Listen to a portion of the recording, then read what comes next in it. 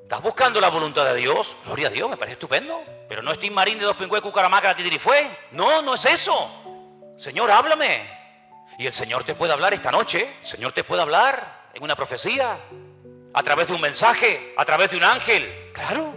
¿Cómo no te va a poder hablar el Señor si el Señor no ha cambiado? Pues si el Señor no ha cambiado y tú tienes la fe y la creencia de que Él no ha cambiado, que Él ni es sordo ni es mudo, amén, ni es sordo ni es mudo, pues abre tu corazón a las formas que Dios ha escogido para revelarte su voluntad y no pongas tu sistema nuevo que no tiene nada que ver con el sistema de Dios.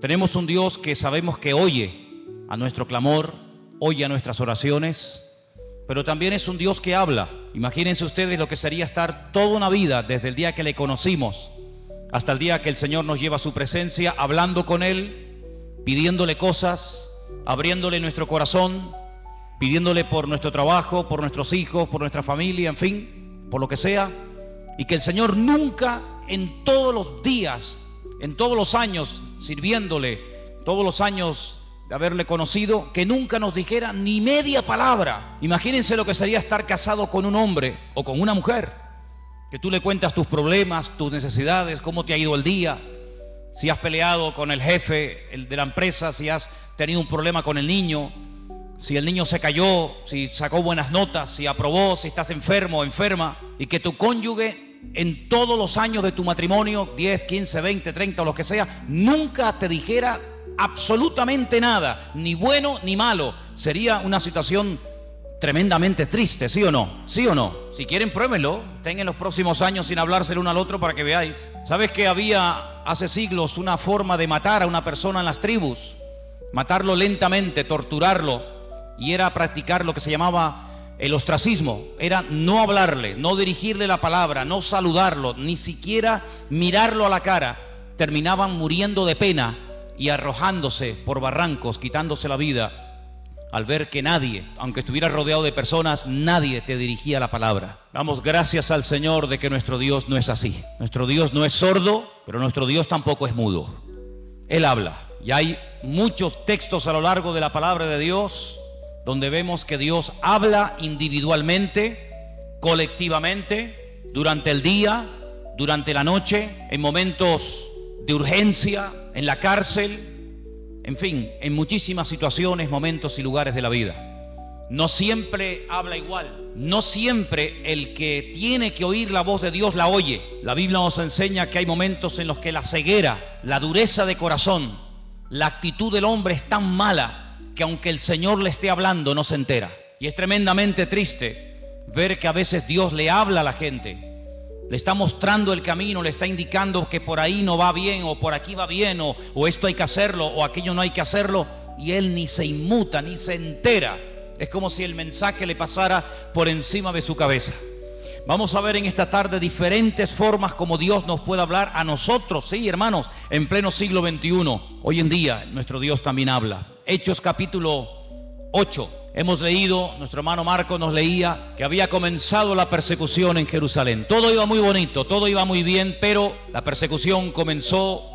Los creyentes tuvieron que salir despavoridos, huyendo a diferentes lugares. Y la Biblia nos cuenta en el capítulo 8 del libro de los Hechos la historia de uno de los diáconos de la iglesia primitiva. Eran varios, no nos cuenta la historia de todos, pero sí nos da detalles acerca de uno, personalmente, de Felipe. Dice la Biblia que este hombre llegó a tener 4 hijas, después lo vamos a ver, hijas que tenían el don de la profecía, un hombre que tenía un don también que era el de la hospitalidad, daba hospedaje a personas que servían al Señor. Pero este fue una de las personas que salió huyendo y se fue en dirección a Samaria, donde no había llegado el evangelio. Recuerden que estaban todos en Jerusalén desde el día de Pentecostés, o mejor dicho, desde el día de la ascensión. Llegó el día de Pentecostés, pasaron unos cuantos días, semanas, tal vez meses, y allí seguían en Jerusalén. La iglesia crecía y crecía, pero no se expandía. Crecía solamente en un lugar, y la voluntad del Señor era que fueran por todo el mundo, por todas las naciones de la tierra, por los 5 continentes predicando el evangelio. Pero ellos no iban a ir.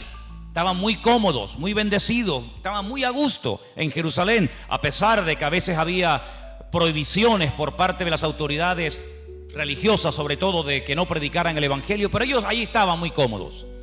Miles y miles de personas cada día venían a las reuniones, milagros, señales, prodigios, pero de ir a Samaria, olvídate. De salir de Israel, olvídate. El Señor tiene que permitir una persecución, y en esa persecución dice que Felipe se va a Samaria, allí predica, las multitudes reciben el evangelio. Recuerden que el Señor Jesucristo había estado en Samaria, allí le había hablado a la mujer samaritana, ¿os acordáis? Dice la Biblia que los samaritanos le pidieron que se quedara allí con ellos, es decir, que era gente muy receptiva. Pero los discípulos no tenían ninguna intención de llevar el evangelio a Samaria, por muchos motivos. Pero estando en Samaria, en el versículo 26, capítulo 8 de Hechos, dice que un ángel le habló a Felipe. Fijaros el sistema que el Señor utiliza para hablarle a Felipe estando en Samaria. Un ángel. El Nuevo Testamento está lleno de ángeles que van y vienen llevando mensajes a personas. Y dice que un ángel le habló a Felipe y le da una orden concreta, muy clara de entender, y es la siguiente: levántate, ve hacia el sur. Él estaba en el centro del país, Samaria está en el centro. Dice, no, tienes que ir hacia el sur, por el camino que desciende de Jerusalén a Gaza, la famosa franja de Gaza. Allí es un camino que todavía hasta el día de hoy es un camino desierto, imagínense ustedes, hace 2000 años. Entonces él se levantó y fue. Esto es muy fácil leerlo, ¿no? El Señor le habla a través de un ángel, lo deja todo y se marcha. Ya. Parece muy fácil, pero yo veo gente que llevan aquí años oyendo la voz de Dios, de alguna manera, no digo a través de un ángel, pero a través de predicaciones, a través de consejos, o a través de un libro cristiano, como sea, y todavía no han hecho caso. Sin embargo, Felipe no cuestiona, dice, pero ¿cómo me voy a ir yo a Samaria? ¿Y quién se queda al cargo de la obra? Yo he abierto esta obra. Yo la estoy pastoreando, yo la estoy atendiendo. La gente es recién convertida, la gente es nueva. Aquí hay un mover de Dios tremendo. ¿Cómo me voy a ir yo de aquí? Y además, ¿a dónde? Me tendré que ir a un sitio mejor, ¿no? No, al desierto. No cuestiona la orden, no pone excusas, no dice yo no puedo, yo estoy demasiado liado ahora mismo, búscate a otro. Sino que dice que se levantó y se fue al desierto, en obediencia. Yo llamo a este hombre Felipe el obediente. Amén, hermanos. Felipe el obediente. No cuestiona, no duda, no pospone la orden, sino que dice, se levantó y se fue. Y sucedió, ahora sigue el resto de la historia diciéndonos, que un etíope, eunuco, funcionario de Candace, la reina de los etíopes, el cual estaba sobre todos sus tesoros y había venido a Jerusalén para adorar, volvía sentado en su carro leyendo al profeta Isaías. Ya había ido a Jerusalén, menudo viaje en carro, desde África, desde Etiopía hasta Jerusalén. Un viaje enorme. No fue en avión, no fue en tren, no fue en coche, fue montado en un carro que por muy cómodo que fuera, pues imagínate. Y ahora volvía. El objetivo por el cual había ido de Etiopía a Jerusalén era para adorar a Dios. Primero, él no iba a poder entrar en cualquier parte del templo. Primero, porque no era judío. Segundo, porque era eunuco. Y por otras muchas cosas más. Sin embargo, el hombre no se desanima por sus limitaciones, sino que va a Jerusalén, y me llama la atención que dice que había llevado mucho dinero, todos sus tesoros. Claro, es que no le iba a resultar nada fácil que un rabino judío le vendiera nada más y nada menos que el rollo, el pergamino del profeta Isaías. Eso le habrá costado una auténtica fortuna. Venderle a un extranjero, a un no judío, el libro del profeta Isaías, eso costaba una fortuna. Pero él volvía y dice que venía leyendo. Luego tuvo que aprender a leer en hebreo, porque él como etíope no hablaba hebreo.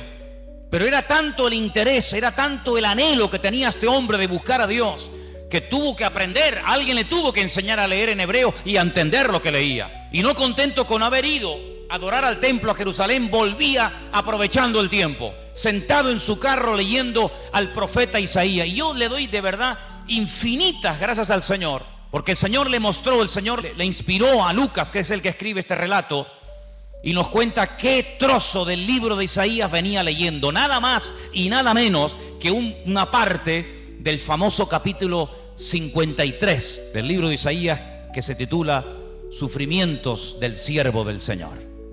Y el pasaje que leía era este, versículo 32.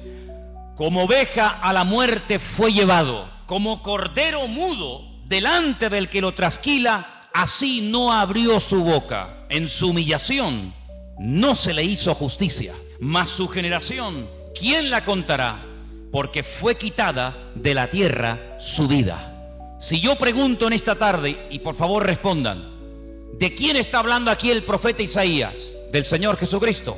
Todos los creyentes, por poco tiempo que lleven, al leer este texto, como cordero mudo fue llevado al matadero.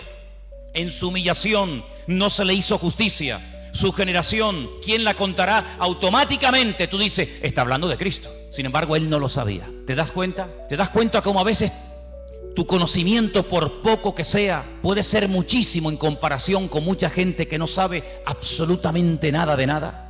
Un pasaje tan claro, tan fácil, tan sencillo de entender. Este pobre hombre no sabía de quién estaba hablando.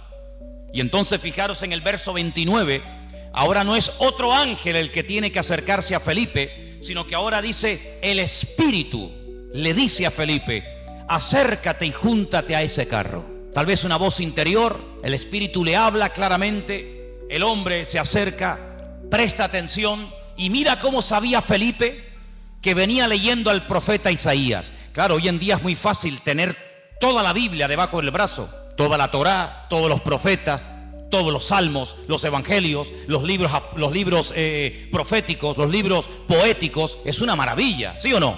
Es una maravilla poder llevar la Biblia, hermanos, y saber toda la historia, lo que Dios hizo en el Antiguo Testamento, lo que hizo en el Nuevo, lo que hará en el futuro, etcétera, etcétera. Conocer todos los detalles de la primera, de la segunda venida de Cristo, el descenso del Espíritu Santo, el arrebatamiento de la iglesia, la manifestación del anticristo. Es una maravilla tener todo en nuestras manos, pero ellos no tenían acceso a las escrituras en aquellos tiempos. Tenían que aprendérselas de memoria. Y mira cómo Felipe nos dice, ¿de quién estará leyendo? ¿Qué? Entendió perfectamente el pasaje, sabía que era un capítulo profético, un capítulo que hablaba de los sufrimientos del Mesías, y sabía que ese hombre, ese pasaje, era del profeta Isaías. Y entonces le hace una pregunta muy interesante. Versículo 30, ¿entiendes lo que lees? ¿Entiendes algo de lo que estás leyendo? Y él dice, ¿y cómo podré si alguno no me enseñare? Y le rogó a Felipe que se subiera y se juntara con él. Y seguramente viajaron durante días y días viajando por el desierto, hasta que todos conocemos el resto de la historia, cómo este hombre manda parar el carro, este hombre llega a un oasis donde hay agua, pide ser bautizado, el Señor arrebata a Felipe, aparece en otra parte del país, el etíope eunuco se va por su camino, pero añade la palabra gozoso, y todos conocemos el resto de la historia. Incluso la historia nos dice que este hombre llegó a su país, llegó a Etiopía, predicó el evangelio, y hasta el día de hoy, 2000 años después, hay una comunidad de etíopes coptos que creen en el Señor Jesucristo, que son cristianos, y algunos piensan y consideran que es el testimonio, el fruto del testimonio de aquel etíope que aceptó al Señor en el desierto. Es realmente algo increíble. Ahora, yo lo que quiero destacar sobre todo en este pasaje son las dos formas como el Señor le habla a Felipe. Primero, versículo 26, a través de un ángel, y la segunda forma en el versículo 29, a través del Espíritu, evidentemente a través del Espíritu Santo. Los ángeles aparecen tanto en el Antiguo como en el Nuevo Testamento. Dicho sea de paso, por si no lo sabías, la primera persona en la Biblia que tiene un encuentro con un ángel es una mujer, nada más y nada menos que Agar, una egipcia, la madre de Ismael, la madre de las naciones árabes. ¿Qué te parece? O el padre de las naciones árabes. Y así a lo largo de toda la Biblia encontramos ángeles que hablan a personas en momentos puntuales. Dice la Biblia que algunos a lo largo de la historia dieron hospedaje a ángeles pensando que eran personas, y no se daban cuenta de que aunque comían y hablaban y respiraban y los podías tocar, lo que tenían delante de ellos eran auténticos ángeles. Y si no, miren el caso de Abraham, invitando a comer a ángeles, invitando a comer Lot, el sobrino de Abraham, a ángeles en su propia casa. Cómo los ángeles guiaban a los profetas en el Antiguo Testamento, cómo le indicaban por aquí sí, por aquí no, cómo un ángel le habló a María, como un ángel le habló a Daniel, como un ángel llegó a una cárcel y abrió la celda y sacó a Pedro de la cárcel. Y toda la Biblia está llena de manifestaciones de ángeles. Y dice la Biblia que son espíritus ministradores que están al servicio de los que han heredado la salvación, es decir, a nosotros. ¿Cuántos dicen amén? Y lo más grandioso de todo esto, que dice que el ángel del Señor, el mensajero del Señor, acampa alrededor de los que le temen y los defiende. Bendito sea Dios. Pero también habla el Espíritu. Y hay 7 versículos en el Nuevo Testamento que son iguales. 7 versículos idénticos. El que tiene oídos para oír, oiga lo que el Espíritu dice a la iglesia. Están en las famosas cartas de Juan a las iglesias del Apocalipsis, ¿verdad? Allí al final de la Biblia. Si vamos a otro pasaje del Nuevo Testamento, en el capítulo 13, versículo 2, vemos que el Espíritu Santo no solamente habla a nivel personal a una persona, como el caso de Felipe, sino que también en un momento determinado, en un culto donde hay mucha gente, el Espíritu Santo puede hablar, incluso dar nombres propios, nombres de personas. Sí, ya sé que esto es muy delicado, no se puede así por la vida, ¿verdad? Inventando cosas, pero el Espíritu, fíjense cómo se mueve aquí en el libro de los Hechos de una forma tremenda. Hechos capítulo 13, verso 1. Dice que había en la iglesia de Antioquía, en esa iglesia había profetas y maestros. Qué bonito, ¿no? Profetas y maestros. Y el nombre de estos profetas o maestros eran, pues uno era Bernabé, otro se llamaba Simón, otro era Lucio, otro era Manaén y otro era Saulo. Dice, ministrando estos al Señor y ayunando, dijo el Espíritu Santo, así claro, directo, contundente: apartadme a Bernabé y a Saulo para la obra a que los he llamado. Entonces, habiendo ayunado y orado, les impusieron las manos y los despidieron.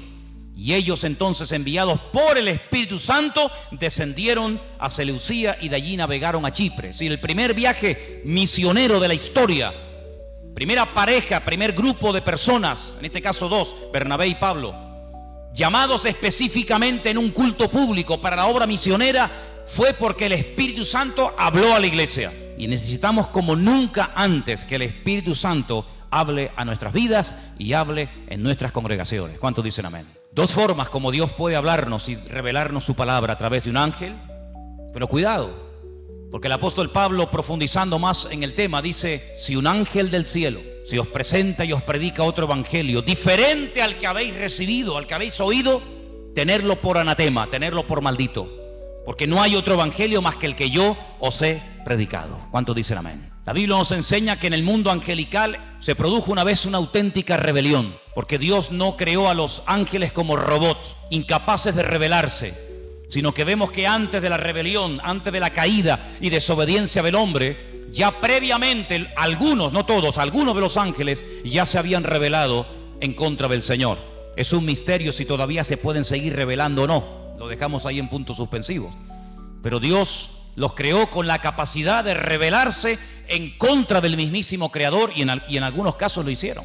Y por otra parte, el Señor Jesucristo dijo que cuando Él se fuera, Él le rogaría al Padre para que enviara a otro Consolador para que estuviera con su pueblo para siempre. Dice, y Él tomará de lo mío y os lo hará saber. Él os recordará todo lo que yo os he dicho. Él os enseñará lo que ha de venir. Por lo tanto, la iglesia tiene que afinar los oídos para oír la voz del Espíritu Santo hablando a su corazón. ¿Cuántos dicen amén? Pero hay otras formas como Dios puede revelarnos su voluntad. Capítulo 9 de Hechos, un poquito más adelante. Capítulo 9 nos relata la conversión de Pablo. Es el único personaje que en 3 ocasiones diferentes en el mismo libro nos cuenta su testimonio. Capítulo 9, capítulo 22 y capítulo 26. Interesantísimo, ¿eh? Qué conversión tan espectacular tuvo que ser la de este hombre. Qué impacto tan grande produjo la conversión de Saulo, que no se cuenta una vez ni dos, sino 3. 3 ocasiones contando su testimonio en 3 lugares y circunstancias diferentes. En el capítulo 9, cuando el apóstol Pablo está recién, por así decirlo, impactado por el Señor, el versículo 10 dice: había entonces en Damasco un discípulo llamado Ananías, a quien el Señor le dijo en visión. Otra forma, el Señor le dijo en visión. No es algo que se inventó, no es algo que él dice, me parece que no. El Señor le habló claramente a través de una visión y le menciona por nombre. Le dice Ananías. Luego la visión no es para Juan, no es para Pedro, no es para Tomás, es para ti, para Ananías. Y él dice, heme aquí, Señor. Y el Señor le dijo, levántate y ve a la calle que se llama Derecha, busca en casa de Judas a uno llamado Saulo de Tarso, porque él está allí orando. Sí, las instrucciones que le da el Señor son tremendas, no hay género de duda. No puede ir a cualquier parte, es a la calle llamada Derecha, a una casa cuyo dueño se llama Judas, y tiene que orar por un hombre que se llama Saulo, que además ha nacido en una región, en una colonia romana que se llama Tarso, y que está allí orando. Madre mía, como para equivocarte, hijo. Ha visto en visión a un varón llamado Ananías, que entra y le pone la mano encima para que recobre la vista. Ya Pablo sabía que el que iba a orar por él, el que le iba a ministrar, se llamaba Ananías. Es interesante esto, Podríamos hablar mucho acerca de cómo incluso el que va a recibir oración ya sabe quién va a ir a orar, a imponerle las manos para que recobre la vista. Así que fue una visión lo que el Señor le permite tener a Ananías, que el Señor sabía que estaba allí, que en cualquier momento podía utilizarlo como instrumento para ir a orar por una persona que a priori Ananías dice: pero Señor, es un peligro, yo me juego la vida si voy a orar por este hombre. Porque dice Ananías, verso 13: Señor, hemos oído de muchos acerca de este hombre. ¿Cuántos males ha hecho a tus santos en Jerusalén? Este hombre es peligroso. Este hombre no se anda con chiquitas. Y aún aquí tiene autoridad de los principales sacerdotes para aprender a todos los que invocan tu nombre. Y el Señor le da instrucciones y lo calma, ¿verdad? Y le dice: tranquilo, porque vas a orar por un hombre que va a ser un instrumento tremendo en mis manos. Este hombre va a llevar mi nombre en presencia de los gentiles y de reyes y de los hijos de Israel. Fíjate qué triple ministerio, porque yo le mostraré cuánto le es necesario padecer por mi nombre, medida por medida, como dice el refrán. Él ha hecho padecer a mis santos, yo le haré padecer a él. Así como él hizo padecer a los demás, también él experimentará en carne propia lo que sufre un creyente cuando es perseguido, cuando es calumniado, cuando es encarcelado, cuando es torturado. Así como él lo hizo a los demás, yo permitiré que se lo hagan a él, para que él sepa también lo que sufrieron aquellos que recibieron su justo trato, ¿verdad? Así que ya vamos por tres formas diferentes. Vimos en el verso 26 un ángel, en el verso 29 el Espíritu Santo hablándole a Felipe. Ahora en el capítulo 9 vemos al Señor hablándole a través de una visión a un discípulo llamado Ananías en la ciudad de Antioquía. Si vamos por ejemplo al capítulo 17 del libro de los Hechos, versículo 10, fijaros qué interesante esta porción. Hechos capítulo 17, versos 10 y 11. Inmediatamente los hermanos enviaron de noche a Pablo y a Silas hasta Berea. Ellos, habiendo llegado, entraron en la sinagoga de los judíos.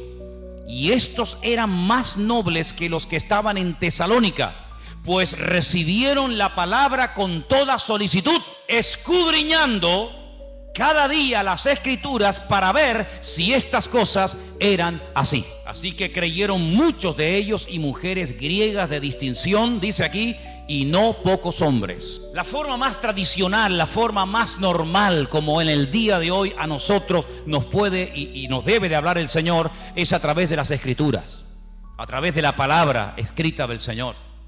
En ella vamos a encontrar las respuestas a todas nuestras preguntas. En ella vamos a encontrar ejemplos. En ella vamos a encontrar personajes que se encontraron en situaciones muy parecidas o similares a las tuyas. ¿Qué hacer en momentos de calumnia, de soledad, de enfermedad, de incomprensión? ¿Qué hacer cuando quiero agradar a Dios y me cuesta deshacerme de ciertas y determinadas ligaduras o obligaciones, entre comillas, que me impiden servir al Señor?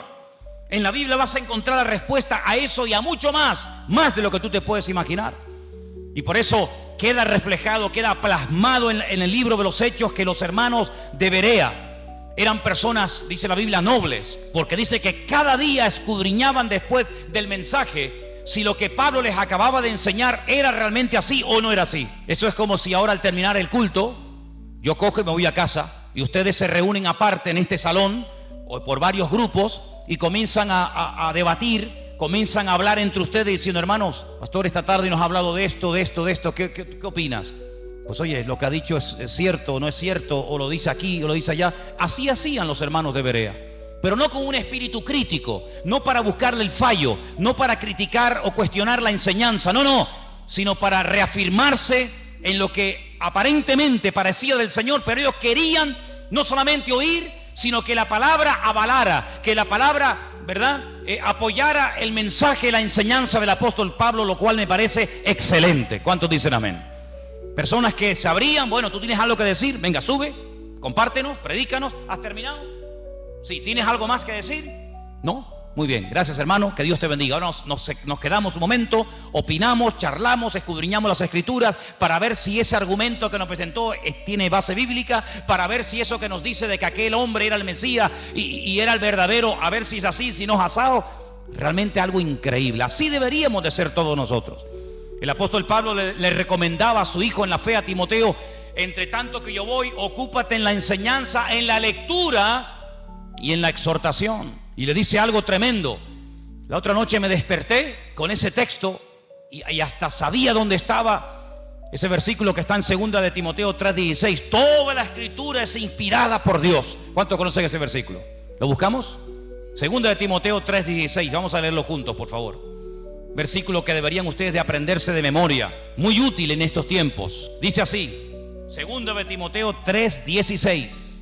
Vamos a leerlo juntos. Toda la escritura es inspirada por Dios, útil para enseñar, para redarguir, para corregir, para instruir en justicia, a fin de que el hombre de Dios sea perfecto, enteramente preparado para toda buena obra. Así que cuando usted busca ser instruido, ser enseñado, ser amonestado, ser confrontado, vaya a la palabra y la palabra le va a hablar. Si usted tiene una buena actitud, si usted verdaderamente quiere aprender, si usted verdaderamente quiere corregir cualquier error doctrinal, cualquier mala costumbre de su vida, vaya y a la luz, al espejo de la palabra de Dios, el Señor le va a hablar, porque la palabra dice que es útil y ayuda al que está empezando, ayuda al que lleva mucho tiempo, ayuda al que está pensando dar un paso de fe, ayuda al que está un poco decaído y no sabe qué hacer, ayuda al nuevo, al viejo, nos ayuda a todos. La palabra de Dios es tremendamente útil. ¿Cuántos dicen amén?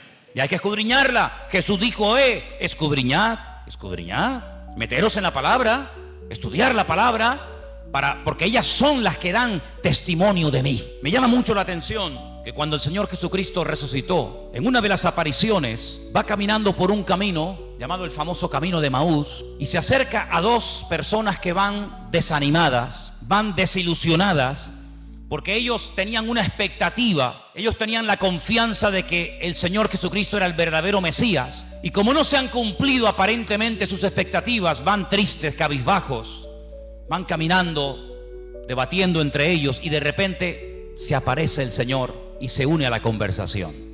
Permítame leerles en Lucas 24, a partir del versículo 21. Presten atención, porque de verdad que es una porción tan interesante, tan edificante. ¿Qué hizo el Señor para levantar el ánimo? ¿Qué hizo el Señor para quitar la tristeza, la desilusión de los corazones de estos dos hombres sinceros que esperaban algo que aparentemente no se cumplió? Veamos. Lucas 24, versículo 21. Nosotros esperábamos que Él era el que había de redimir a Israel. Fíjate qué ilusionados estaban. Por fin ha llegado el Redentor, el Mesías. Esperábamos la redención de Israel. Y ahora, además de todo esto, hoy es ya el tercer día que esto ha acontecido. Parece como que por un momento les pasa por la mente el hecho de que Él había dicho que al tercer día resucitaría. Así que ya van 3 días, no lo hemos visto resucitado, no se cumplió la expectativa que teníamos en Él de que redimiría a Israel de la opresión del yugo romano, volvería a ser instaurada la monarquía, un descendiente de la casa del rey David nos traería la libertad. Por lo tanto, todas nuestras ilusiones y nuestros sueños se han venido abajo, se han roto. Versículo 22 dice, aunque también nos han asombrado unas mujeres de entre nosotros, las que antes del día fueron al sepulcro, y como no hallaron su cuerpo, vinieron diciendo que también habían visto visión de ángeles, quienes les dijeron que Él vive. Aquí hay algo extraño, porque por una parte son conscientes de que unas mujeres, por lo visto, según cuentan ellas, Él ha resucitado, pero el argumento que ellos presentan no es un argumento de fe, no es un argumento contundente, sino dice que ellas dicen que ha resucitado porque no encontraron el cuerpo. Pero no dicen, no, Él ha resucitado, sino que simplemente se agarran al comentario de decir, bueno, dicen que ha resucitado porque no encontraron el cuerpo, pero vete tú a saber. No están muy convencidos de que aquel testimonio era correcto. Además, perdonen las hermanas, en los tiempos de la Biblia, los testimonios de las mujeres no tenían ningún valor. Una mujer daba testimonio de que había visto un crimen, un asesinato o cualquier otra cosa, y no era válido el testimonio de una mujer. Por lo tanto, unas mujeres de entre nosotros, supuestamente de buen testimonio, de confianza, han venido con este comentario, pero entonces dice que algunos fueron de los nuestros al sepulcro y hallaron así como las mujeres habían dicho, pero a Él no le vieron. ¿Pero cómo le van a ver si ha resucitado? Si te quedarías más tranquilo saber que algunos de los nuestros fueron al sepulcro y lo vieron allí, entonces ¿qué testimonio hay en eso? Algunos de los nuestros fueron a comprobar si verdaderamente había resucitado y cuando llegaron allí no lo vieron. Pues ¿te parece poco testimonio? Es que ese es el gran testimonio. Es cuando hemos ido a Jerusalén y nos metemos dentro del sepulcro. Y algunos hermanos, no siempre, pero algunos me preguntan, dicen, una pregunta ahí, ¿y qué hemos venido a ver aquí? Digo, aquí, nada. Aquí hemos venido a ver una cueva vacía, una tumba vacía. Este es el gran testimonio. Si viniéramos aquí y viéramos que está ocupada, te aseguro que yo no hubiera venido aquí tantas veces. Pero lo grandioso de nosotros es que vamos a Jerusalén y vemos una tumba que está totalmente vacía y se puede visitar. ¿Cuántos dicen amén? Si estuviera ocupada, pues menuda ruina. Vana sería nuestra fe, dice la Biblia. Ahora escucha bien esto. Esto es tremendo. Entonces Él les dijo, ahora habla el Señor. Hasta ahora han hablado ellos, ahora va a hablar el Señor y les dice: oh insensatos y tardos de corazón para creer todo lo que los profetas han dicho. Tardos de corazón. ¿Por qué os cuesta tanto creer? Eso significa tardos de corazón. ¿Por qué tardáis tanto en creer? Una pregunta, ¿hay alguno entre nosotros que sea tardo de corazón? ¿Alguien que le cueste creer? ¿Has oído el testimonio de fulanito? ¿Has visto la vida cambiada de no sé quién? ¿Has oído el milagro de tal? ¿Has escuchado al pastor predicar? ¿Has escuchado el otro día a otro chico predicando? ¿Has ido a una iglesia por aquí? ¿Has ido a una iglesia por allá? Bueno, todavía no estás convencido. Eso se llama ser tardo de corazón. No tenemos que ser tardos de corazón, tenemos que estar abiertos a creer lo que hay que creer y a rechazar lo que no hay que creer, hermano. ¿Cuántos dicen amén? Hay gente que lee el periódico y todo lo que leen se lo creen. Tienen una fe impresionante en el periódico. O ven un programa de televisión y se creen todo lo que los que han estado en esa tertulia acaban de decir. Pero después cuando leen la Biblia, la dudan y la cuestionan. O sea, en el periódico no hay que tener fe. Donde hay que tener fe es en la palabra de Dios. ¿Cuántos dicen amén? No, es que el periodista el otro día dijo que no sé qué. Pero bueno, ¿el periodista quién es? ¿Es algún profeta? Me dice, tardos de corazón. No era necesario que el Cristo padeciese estas cosas y que entrara en su gloria. ¿Es que acaso ha ocurrido algo por casualidad? ¿Es que se le ha ido de las manos el control al Eterno? ¿No era necesario que ocurriera todo esto? Su muerte, su crucifixión, su rechazo, su resurrección. ¿Era necesario todo esto? Todo ha salido perfecto. Todo ha salido perfecto. Es que Pilato podía haberle librado de la muerte, pero gloria a Dios que no lo libró. Aunque suene fuerte, ¿sí o no? Gloria a Dios que no dijo, pues no, yo aquí mando, yo soy el gobernador y os vais todos para casa. Yo a este hombre lo encuentro inocente y lo perdono. Venga, Jesús, vete para casa. Menuda ruina. Yo doy gloria a Dios que Pilato, a pesar de que sabía que era un hombre justo e inocente, lo mandó a crucificar. ¿Tú no? Yo me alegro muchísimo de que nada ni nadie pudo librar de la muerte al Señor. Nada ni nadie. Yo lo doy gracias al Señor de que aguantó la tentación de no bajarse de la cruz cuando le decían, si eres el Hijo de Dios, bájate y demuéstralo. Él podía haber dicho, pues mira, te lo voy a demostrar, hombre. Ya me tenés hasta las narices. Pero yo doy gracias al Señor de que no se bajó. Yo doy gracias al Señor que se murió y que murió como tenía que morir. Y también doy gracias al Señor porque todas las profecías que estaban escritas acerca de Él se cumplieron perfectamente. Y por eso Él les dice, todo esto era necesario. Y comenzando desde Moisés, desde la Torá, el Pentateuco, siguiendo por todos los profetas, Isaías, Jeremías, Habacuc, Sofonías, Abdías, Malaquías, etcétera, etcétera, etcétera, les declaraba en todas las escrituras lo que de Él decían. Aquí menciona a Moisés, la Torá, menciona a los profetas y menciona las escrituras, y con esas tres palabras en hebreo forman la palabra Tanaj. Así se llama el Antiguo Testamento en hebreo, Tanaj, que es la unión de la Torá, de los Neviín y de los Ketubín, de los profetas, de los escritos y de la ley de Moisés, la Torá. Y les abrió los ojos y les mostró cómo a través de las escrituras tenían que creer que lo que había ocurrido no era producto de la casualidad.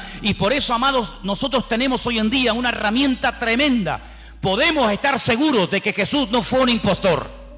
Podemos estar plenamente convencidos de que el Nuevo Testamento no es una historia inventada, de que Jesús no es un mito, un personaje histórico, pero que a la hora de la verdad no existió. Nosotros podemos tener la completa seguridad de que la palabra que tenemos en nuestra mano no ha sido ni tergiversada, no se la ha quitado, no se la ha añadido. Es una palabra perfecta. Y el cielo y la tierra podrán pasar, pero su palabra permanecerá por toda la eternidad. La palabra de Dios es la fuente de nuestra fe, es la base, el fundamento de nuestra creencia.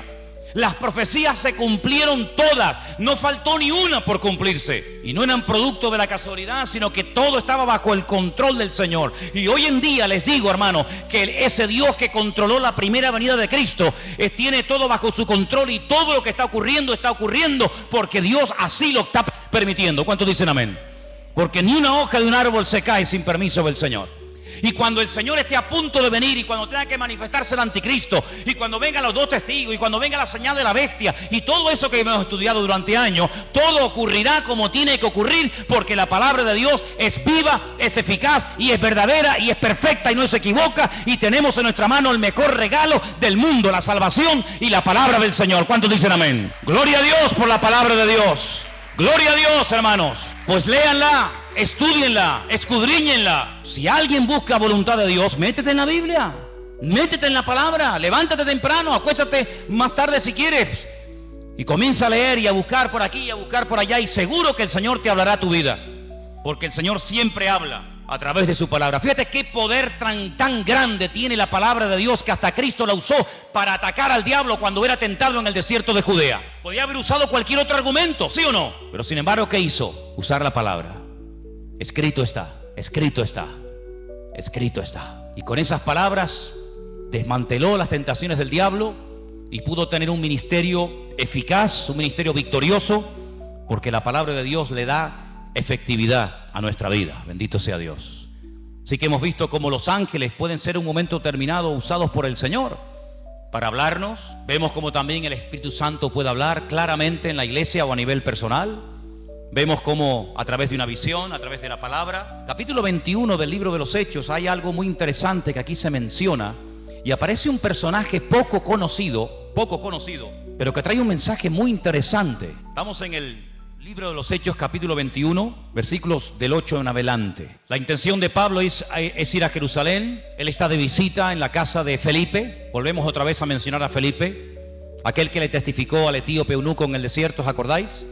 Ahora está viviendo en Cesarea. Se menciona no el nombre de su esposa, pero sí nos dice la Biblia que tenía 4 hijas que eran profetisas, eran doncellas. Vamos a leer Hechos capítulo 21, verso 8. Al otro día, saliendo Pablo y los que con él estábamos, fuimos a Cesarea, y entrando en casa de Felipe, el evangelista, ya no es el diácono, ahora ya tiene un título, ahora ya se le reconoce que tiene un ministerio, y es el de evangelista. Dice que era uno de los 7, posamos con él. Este tenía 4 hijas doncellas que profetizaban. Qué bonito, ¿no? 4 hijas doncellas que profetizaban, pero a Pablo no le dijeron nada. Es interesante, ¿eh? 4 hijas doncellas que profetizaban, pero a Pablo no le comunicaron absolutamente nada. Tiene que venir un varón, versículo 10, permaneciendo nosotros allí algunos días, descendió de Judea un profeta llamado Agabo. Este no hay ningún libro en la Biblia, libro del profeta Agabo, pero era un profeta, eso lo dice la Biblia. Y dice que vino a vernos, tomó el cinturón, el cinto de Pablo, se ató los pies y las manos y dijo: esto dice el Espíritu Santo. Agárrate. Así atarán los judíos en Jerusalén al varón de quien es este cinto, y le entregarán en manos de los gentiles. Tremendo, ¿eh? Si el Señor le está advirtiendo, no prohibiendo, que es muy diferente, ¿eh?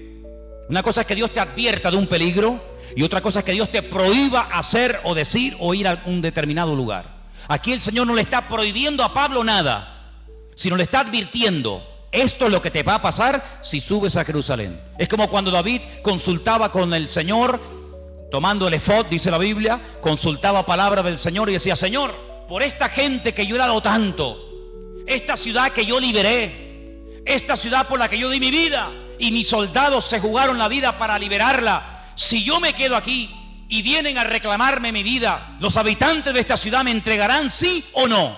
Y le dice el Señor: sí, te entregarán, seguro, no te quepa la menor duda. ¿Qué hace David? Sabiendo que si se queda en la ciudad le van a entregar, David coge y se marcha. Tenía las dos opciones, era algo futurible, algo que podía ocurrir. Depende de la actitud del que recibiera el mensaje. Si te quedas, te entregan. Si te vas, no pasa nada. En este caso, Agabo, este profeta que viene de Judea, le dice al apóstol Pablo: mira, así como yo me estoy amarrando con tu cinturón, es un mensaje objetivo para que lo entiendas. Así como me están amarrando con tu cinturón, así te van a amarrar a ti como subas a Jerusalén. ¿Qué hace Pablo? Sigamos leyendo. Versículo 12. Al oír esto, le rogamos nosotros y los de aquel lugar que no subiese a Jerusalén. Entonces Pablo respondió, y miren lo que dice: ¿qué hacéis llorando y quebrantándome el corazón? porque yo estoy dispuesto no solo a ser atado, mas aún a morir en Jerusalén por el nombre del Señor Jesús. Tremendo, ¿eh? Como no le pudimos persuadir, desistimos diciendo, hágase la voluntad del Señor. A veces le decimos a una persona, no hagas esto, no hagas tal, no hagas cual. Pero en resumidas cuentas, lo que tenemos que orar es, Señor, que se haga tu voluntad en la vida de esta persona. Obligar a una persona a hacer algo que en el fondo no quiere hacer no sirve de nada, porque en cuanto te dé la espalda lo va a hacer. Señor, yo ya le he hablado, Señor, yo ya le he dicho lo que hay, lo que le puede pasar, pero que se haga tu voluntad, porque yo no soy Dios. Haz tú la obra en este hombre o en esta persona. ¿Cuántos dicen amén? Tú sabes lo que te va a pasar. Te van a atar, te van a meter mano, lo vas a pasar mal. Te pedimos, por favor, hermano, que no subas.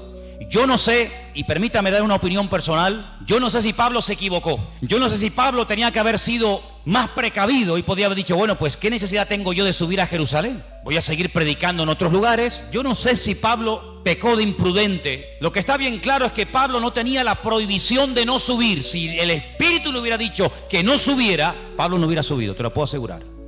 Porque Pablo era un obediente a la voz del Señor.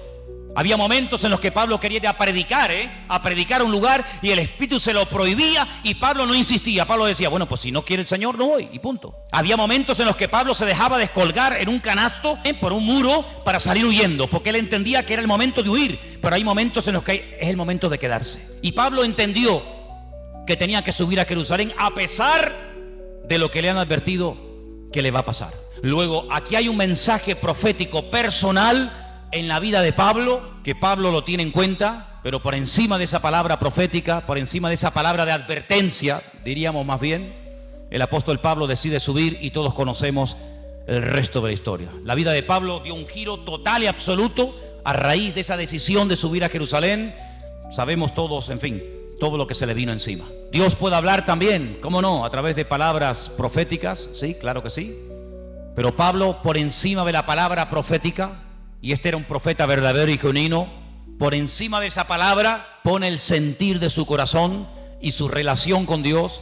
Y el argumento que presenta es este: no me estéis lloriqueando ni quebrantándome el corazón, porque quiero dejar bien claro que no solamente estoy dispuesto a que me aten y me torturen, sino estoy dispuesto incluso a dar mi vida, si hace falta, por la causa del Evangelio y por mi Señor Jesús. Lo tenía clarísimo en su vida. Así que hemos visto como los ángeles, el Espíritu Santo, a través de una visión, el Señor también con voz audible, como no, a través de profecías, pero también hemos visto muchas veces en la palabra de Dios que Dios habla a través de sueños, ¿sí o no? Muchas veces. El caso de José, el caso del otro José, el del Nuevo Testamento, que dice que dice la Biblia que el Señor le habló en un sueño, que tenía que aceptar a su mujer, que no lo había engañado, que no le había mentido, ¿verdad? Hay momentos en la Biblia en los que Dios habla a través de sueños. La Biblia dice que una de las señales de los últimos tiempos es que los ancianos tendrán sueños y los jóvenes tendrán visiones. Lo dice el profeta Joel en el capítulo 2. Los jóvenes tendrán visiones y los ancianos soñarán sueños. Y si quieres saber si eres joven o anciano, pues mira a ver qué estás teniendo visiones, estás teniendo sueños, y ahí ya sabes por dónde van los tiros, ¿no? Pero dicho sea de paso, lo más importante de todo esto es siempre lo que la palabra de Dios termina como conclusión diciéndonos. Podemos tener sueños, podemos tener visiones, podemos tener un sentir. Alguien nos pudo decir por ahí no sé qué cosa, pero no te olvides que el Señor hoy en día, como habla a su pueblo y a su iglesia, es a través de su santa y bendita palabra. ¿Cuántos dicen amén? Es a través de la palabra de Dios que sabemos lo que tenemos que hacer. Y quiero terminar leyendo en Hechos capítulo 1, para que veáis cómo hay un texto que en aquellos días de espera, desde la ascensión de Cristo hasta que llega el día de Pentecostés, ellos están estudiando la palabra, ellos están analizando las Escrituras y llegan a un texto que dice lo siguiente. Hechos capítulo 1, versículo 20. Hechos 1, versículo 20. Esta palabra que vamos a leer, ellos la leyeron del Salmo 69. Salmo 69 dice así: está escrito en el libro de los Salmos: sea hecha desierta su habitación y no haya quien more en ella. Tome otro su oficio y tome otro su oficio. Ellos interpretaron por este versículo del Salmo 69, repito, ellos interpretaron que había quedado un vacío cuando Judas, uno de los discípulos, se ahorcó. y se quitó la vida. Ellos entendieron que según este salmo había que nombrar a otros. Ahora, cuidado, ellos recurren a la palabra, ellos saben que el Salmo 69 dice que, da a entender indirectamente que Judas se suicidaría, que Judas se quitaría de en medio, que otro tendría que ocupar su lugar, pero interpretan mal la palabra. Ellos hacen una votación, ellos dicen, bueno, fulanito o menganito. Dice que echaron suertes. La suerte cayó sobre un discípulo fiel que había estado con ellos desde el principio, llamado Matías. Ellos deciden que Matías sea el que ocupe el lugar de Judas, el que sea ahorcado, pero nosotros sabemos por la historia bíblica que así no se mueve el Señor. Hemos visto cómo Dios habla por sueños, por visiones, por profecías, por la palabra, el Espíritu Santo, pero nunca a través de la suerte, nunca a través de echar suertes. Será fulano, será mengano, no. Ese sistema es un sistema humano, no es un sistema divino. Y aquí de lo que se trata no es de adaptar, no es de utilizar los sistemas humanos para saber la voluntad de Dios, sino de descubrir los sistemas de Dios para hablarle a los seres humanos. ¿Cuántos dicen amén? Sí, Dios suplirá todas vuestras necesidades. ¿Quién suplirá nuestras necesidades? Dios. ¿Qué dice Filipenses 4:19? ¿Alguien lo sabe de memoria? ¿Alguien sabe Filipenses 4:19 de memoria? Mi Dios pues suplirá todas vuestras necesidades conforme a su riqueza en gloria en Cristo Jesús. Mi Dios suplirá. ¿Quién suplirá las necesidades de un pastor? ¿Quién? ¿Quién suplirá las necesidades tuyas como oveja? ¿Quién suple las necesidades de la iglesia? Mi Dios. ¿Sí o no? Dígalo fuerte. Mi Dios suplirá mis necesidades. Pero vamos a comprar la lotería por si acaso. Vamos a ver. Usted ha dicho ahora mismo, literalmente, la promesa del Señor en Filipenses 4:19. ¿Para qué compra entonces la 11? ¿Para qué hace la quiniela? ¿Para qué juega los juegos de azar? Bueno, mi Dios, usted ha dicho que mi Dios suplirá mis necesidades, ¿sí o no? Pues si es mi Dios, que lo haga Dios. No le eche una mano a Dios. No dice la palabra que otro tomará su oficio, ¿sí? No dice la palabra que la casa de Judas quedaría desierta, que el hueco quedaría porque él mismo se quitó de en medio, ¿sí? Pues que Dios lo llene. Si Dios nos nombró a nosotros, ¿a ti quién te nombró, Juan? ¿A ti quién te llamó, Pedro? ¿A ti quién te llamó, Tomás? ¿Y a ti, Juan? ¿Y a ti, Bartolomé? ¿Y a ti, Mateo? ¿Quién te llamó a ti? A mí me llamó el Señor. Dice que estuvo toda la noche orando, ¿sí o no? ¿Os acordáis?